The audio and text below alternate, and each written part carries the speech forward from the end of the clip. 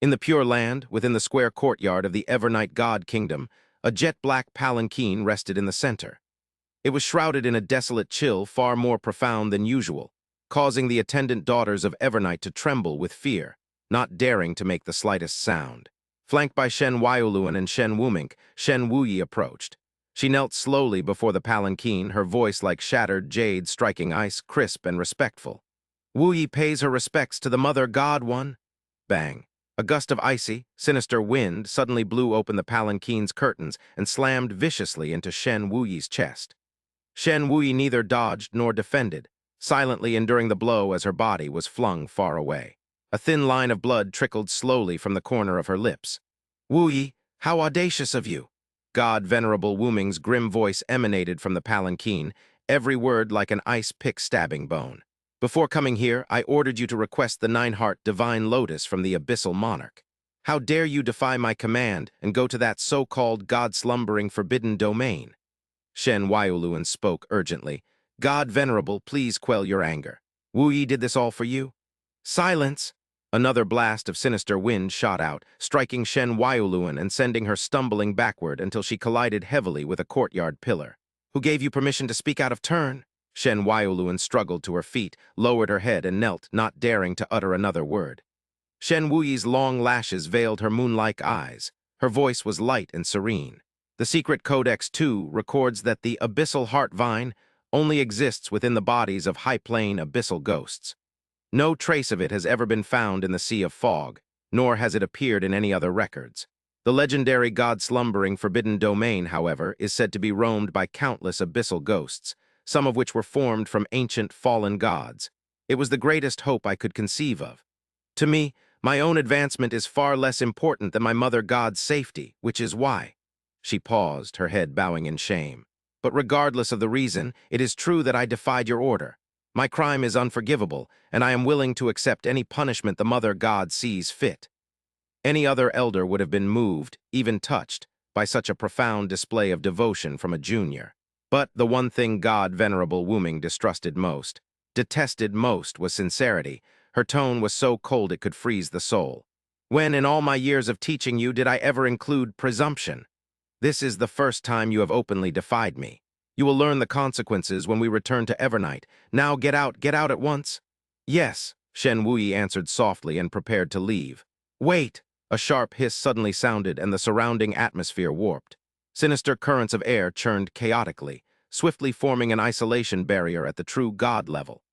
Within the isolated domain, God Venerable Wuming's voice seemed to echo directly in their ears and at the bottom of their souls, transforming the space into a strange and terrifying soundscape. "The order I gave you to cripple Yun Qi has changed. Now I command you to kill Yun Qi." A chorus of sharp, ragged breaths was unnervingly clear within the isolated domain. Shen Waioluan, Shen Wumink. Nearly all the daughters of Evernight revealed profound shock and confusion in their downcast eyes. Although God Venerable Wuming's words and actions had never been befitting of a God Venerable, or even a normal person, this command was truly baffling and irrational. "Yes," Shen Wuyi obediently lowered her eyes and complied without the slightest hesitation. "Leave no trace." God Venerable Wuming's voice began to be tinged with a frightening madness. "And if Yun Qi dares to set foot in the God-slumbering forbidden domain, that will be the perfect opportunity. It will be the heavens themselves decreeing his doom. Even the heavens cannot tolerate such a thoroughly hypocritical, filthy creature."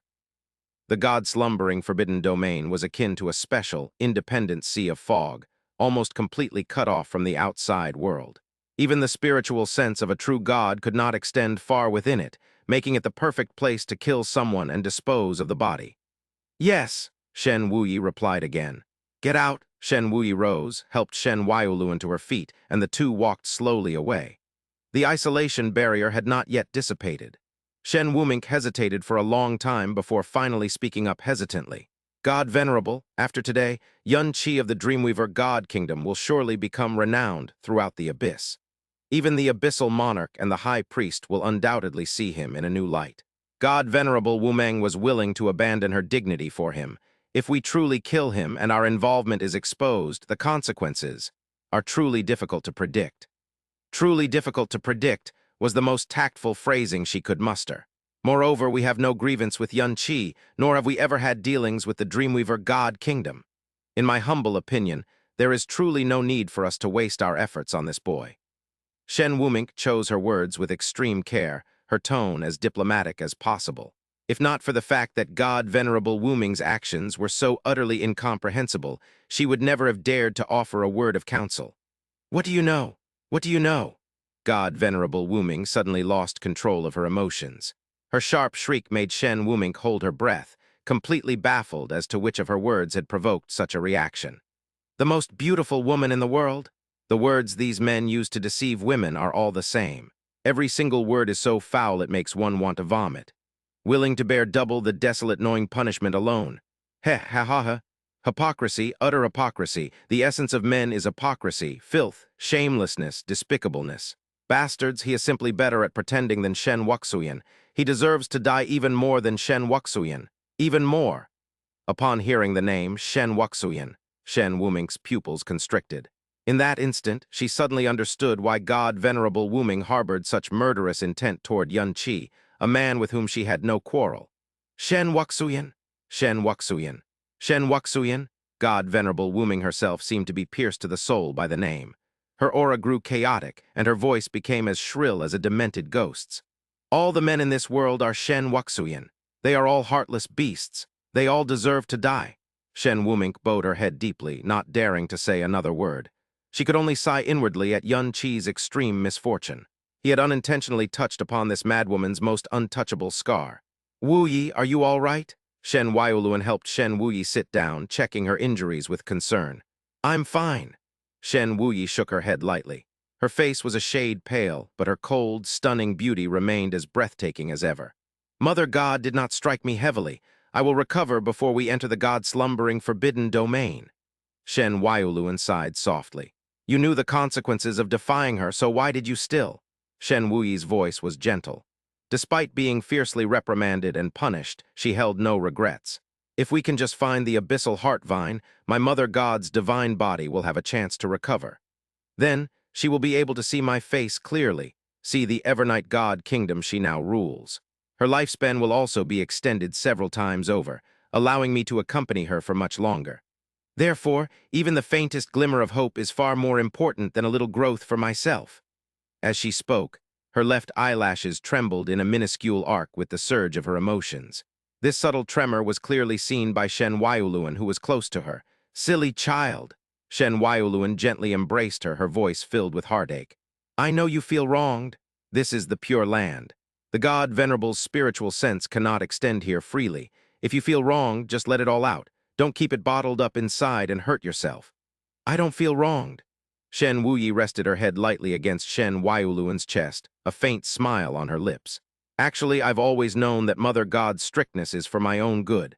Otherwise, I wouldn't have achieved what I have in just 20 years. It's just that she was once wounded by sincerity, so she cannot allow herself to believe in its existence again." She closed her eyes slightly and sighed. "Sometimes I even wish Mother God would place the Evernight death-seeking mark on me as well. Perhaps then I could earn more of her trust." "How can you think that way?" Shen Waioluan whispered, her heart aching. "Your talent is the most precious treasure of the Evernight God Kingdom.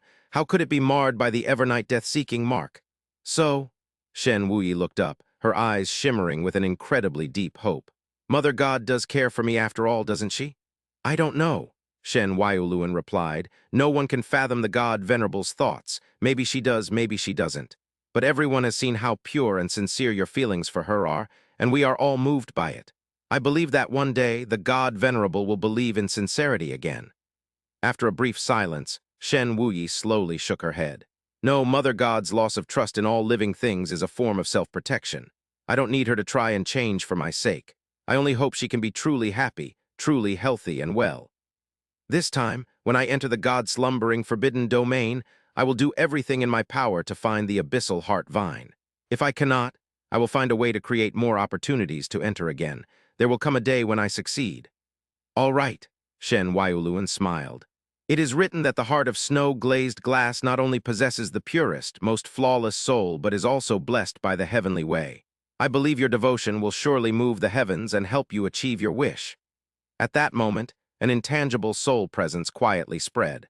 From within the jet-black palanquin, a series of low hisses could be heard. How could there be true feelings in this filthy world? How could there be true feelings? The final words seemed to carry the hint of a soft sob. Yun-Chi, you must remember. Your will, your actions, they concern everything about you and the life and death of everything in this world. Therefore, in the world of the abyss, whether it is friendship, the bond between master and disciple, the love between a man and a woman, or even gratitude toward a benefactor, they can only be tools for you to use. You absolutely cannot allow even a sliver of genuine emotion to be mixed in. You know your own character. If you develop true feelings, you will inevitably be bound by them. But the consequence of such bonds will very likely be your own damnation and the eternal damnation of this world. In the abyss, all feelings are heartless. All feelings are heartless. Otherwise, eternal damnation. Eternal damnation. In a dark and murky world, Kai Waiao's voice echoed. Her voice, her warnings, resounded in his soul countless times each day. Even in a deep coma, every fiber of his soul relentlessly alerted him. The moment his consciousness began to stir, his soul strings tensed and he struggled desperately to wake up. How can I be unconscious? In the world of the abyss, any lapse was an unforgivable sin. How could he allow his consciousness to sink into such a pathetic state? Vaguely, he heard a young girl's voice. Master is lying again. It clearly hurts so much, but he still says it doesn't hurt. It was Honger's voice. Master won't even let us out to play anymore, and he's become such a liar. But before, Sister Jasmine and Sister Helling both said that lying is what bad children do, and you should never lie. It was still Honger's voice. You can't say bad things about Master. This was Yuer's voice, soft, sweet, and halting.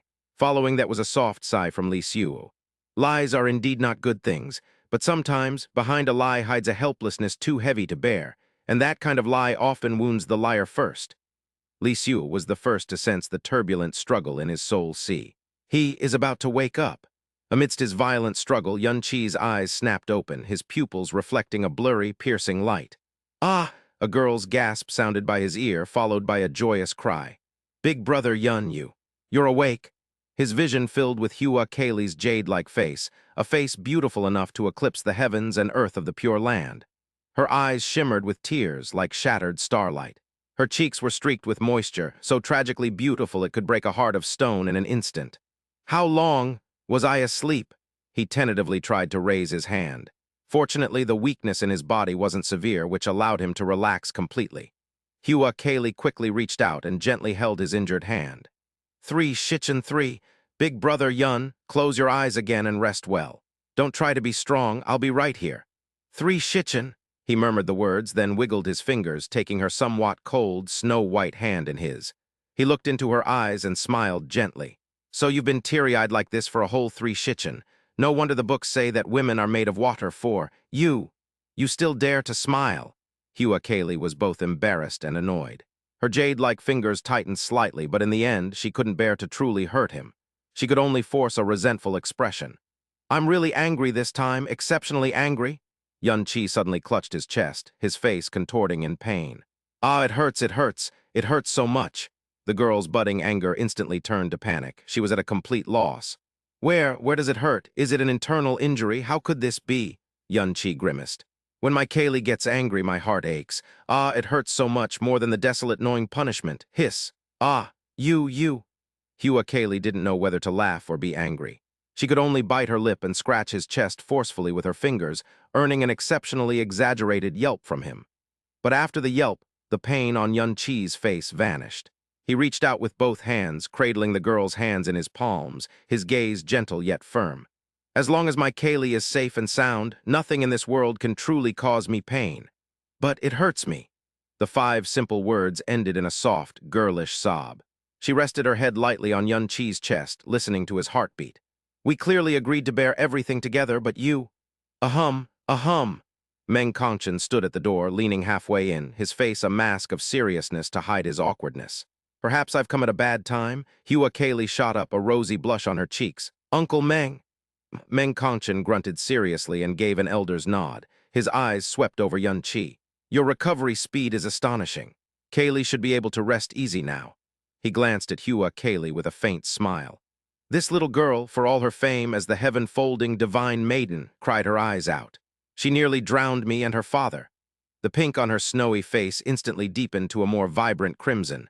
The girl bowed her head low, softly protesting, It wasn't as exaggerated as Uncle Meng says. Ha ha ha ha, Meng Kongchen couldn't help but laugh heartily. Senior, Yun Qi suddenly spoke, his face filled with remorse. My actions were ill-considered and caused a great deal of trouble for you and God Venerable Huixin. I never expected. Meng Kongchen waved a hand, cutting him off. By enduring the desolate, gnawing punishment alone, you've managed to win the approval of most people for your Kaylee. Even the abyssal monarch publicly announced the annulment of the engagement. This is already the best possible outcome. As for the affairs of us elders, you need not worry. As he spoke, he turned his back, afraid that Yun Qi's overly sharp gaze would catch the gloom in his eyes. Just then, an aged voice came from outside. This old one, Long Zhiming, is about to leave the Pure Land and has come especially to bid farewell to the abyssal god-child. I wonder if the abyssal god-child has awakened. Yun Qi's spirits lifted slightly, and he immediately said, Senior, I have deep ties with the Dragon clan. For the Dragon Lord to come and bid farewell personally, he must have something to say. Meng Kongchen nodded and stepped out. A short while later, the Dragon Lord arrived alone, carrying the ancient and heavy aura of an ancestor dragon. Yun Qi's condition was stable. While Meng Kongchen felt a sense of relief, his heart remained endlessly heavy. On Eden's cloud crest, Dian Liu, whose furious roars and accusations still echoed in his ears. Yun Qi had conquered everyone, including the High Priest, with his world-shocking willpower, shattering the seemingly insurmountable obstacles between him and Hua Kaylee. But as everyone's perception of them shifted from negative to positive, for the Senluo God Kingdom and for Dian Liu, it was undoubtedly adding fuel to the fire, insult to injury. He knew Dian Liu's roars were justified. The two people he trusted most had dealt him the greatest betrayal and humiliation of his life. With a heavy sigh, his eyes suddenly caught a glimpse of a green figure. Qingying, he was overjoyed and called out subconsciously. Yun Qi is awake, Hua Qingying asked faintly. He's awake. Meng Kongchen took a few steps forward, feigning a casual tone. The boy's body is quite tough. That's good. As her words fell, the green figure had already soared far into the sky, leaving the god Venerable Wu Meng with his sentence unfinished. Meng Kongchen subconsciously raised a hand, then could only let it fall with a sigh. At that moment, an unexpected aura approached rapidly. Meng Kongchen's expression hardened. He turned slowly to face a man clad in cold silver armor, with a resolute face and a formidable presence. Abyssal Knight Dugu Zhaiyuan, paying respects to God Venerable Wu Meng. I have come on the orders of the Abyssal Monarch to bring Yun Qi to the Eden Sacred Hall for an audience. Meng Kongchen's calm and imposing expression instantly changed, his brows knitting together sharply. What did you say? The Abyssal Monarch,